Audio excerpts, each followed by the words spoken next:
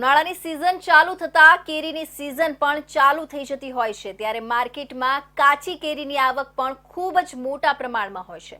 ત્યારે કાચી કેરીને પકવવા માટે કેટલાક કેરીના વેપારીઓ દ્વારા કાર્બેટના પાવડરનો ઉપયોગ કરવામાં આવે છે જે લોકોના સ્વાસ્થ્ય માટે હાનિકારક છે જેને લઈને સુરતનું આરોગ્ય વિભાગ હરકતમાં આવી ગયું છે। ગરમીની શરૂઆત થતાં કેરી ખાવા સોલંકી લોકો દ્વારા ઊંચા ભાવે કેરીની ખરીદી કરીને ખાવાનો પોતાનો શોખ પૂરો કરે છે જેનો ફાયદો ઉઠાવતા કેટલાક કેરી વિક્રેતા કાચી કેરીને ઝડપથી પકાવવા માટે હાનિકારક કાર્બન કેમિકલનો ઉપયોગ કરે છે જેને લઈને સુરત મહાનગરપાલિકાનું આરોગ્ય તંત્ર હરકતમાં આવ્યું છે અને શહેરના એપીએમસી માર્કેટના બાજુમાં આવેલા મહાત્મા ગાંધી ફ્રૂટ માર્કેટમાં આરોગ્ય વિભાગ દ્વારા દરોડા પાડવામાં આવ્યા છે। અહીં કુલ 50 થી 60 જેટલી દુકાનો છે જેમાં વારાફરતી તમામ દુકાનોમાં આવેલા ફ્રૂટનું ચેકિંગ હાથ ધરવામાં આવી રહ્યું છે। ઉનાળાની સિઝન ચાલુ થતાં કેરીની સિઝન પણ ચાલુ થઈ જતી હોય છે ત્યારે માર્કેટમાં કાચી કેરીની આવક પણ ખૂબ જ મોટા પ્રમાણમાં હોય છે ત્યારે કાચી કેરીને પકાવવા માટે કેટલાક કેરીના વેપારીઓ દ્વારા કાર્બેટના પાવડરનો ઉપયોગ કરવામાં આવે છે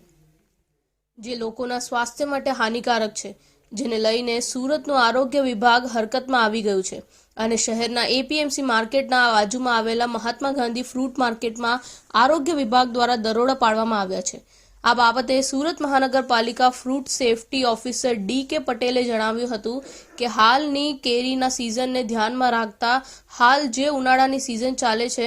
એમાં ખાસ કરીને કેરીનો ખૂબ જ મોટા પ્રમાણમાં વેચાણ થતું હોય છે જેને લઈને મ્યુનિસિપલ કમિશનરના આદેશ અનુસાર પર્વત પાટિયા પાસે આવેલા મહાત્મા ગાંધી ફ્રૂટ માર્કેટમાં ફ્રૂટ સેફટી સાથે આરોગ્યની ટીમ દ્વારા ચેકિંગ હાથ ધરવામાં આવ્યું છે અને અહીં જે કેરીના વિક્રેતાઓ દ્વારા કાચી કેરીને પકાવવા માટે કાર્બેટનો ઉપયોગ કરવામાં આવતો હોય જે લોકોના સ્વાસ્થ્ય માટે હાનિકારક છે તેવી સંસ્થાનું checking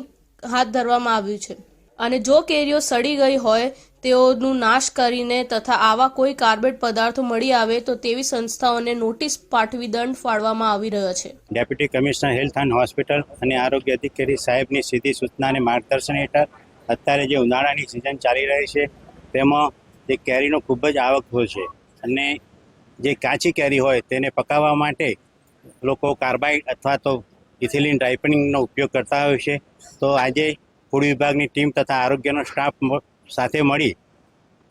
Mahatma Gandhi fruit market પર્વત પાટિયા પર જે કેરીનું વેચાણ થતું હોય તથા બીજા ફ્રૂટ પણ વેચાણ થતા હોય છે ત્યાં આજે ચેકિંગ હાથ ધરવામાં આવેલું છે અને તેમાં જે સંસ્થાઓ પાસેથી કાર્બાઇડ અથવા તો આવી બીજી ઇથિલિન કાર્બાઇડ વાપરતા હોય તેનો નાશ કરવામાં આવે છે। ઉનાળાની સિઝનમાં ખાવા મળતી કેરી સુરતના નિવાસીઓને સમગ્ર સિઝન દરમિયાન સુરતમાં જ કરોડો રૂપિયાની કેરી વેચાણ થાય છે જેને લઈ કેરી વિક્રેતાઓ ઝડપી અને વધુ નફો કમાવાની લાલચે કેમિકલ પકવેલી કેરી ગ્રાહકોને પધરાવી દેતા હોય છે જેની વિરુદ્ધ સિઝનની શરૂઆતમાં જ આરોગ્ય વિભાગ એક્શનમાં આવી ગયું હતું।